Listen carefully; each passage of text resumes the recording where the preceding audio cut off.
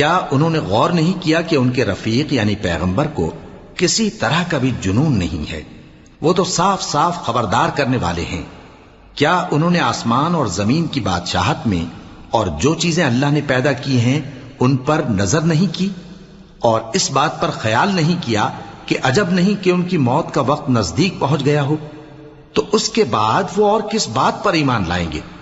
جس شخص کو اللہ گمراہ رہنے دے اس کو کوئی ہدایت دینے والا نہیں، اور وہ ان گمراہوں کو چھوڑے رکھتا ہے کہ اپنی سرکشی میں پڑے بہکتے رہے۔ یہ لوگ تم سے قیامت کے بارے میں پوچھتے ہیں کہ اس کے واقع ہونے کا وقت کب ہے؟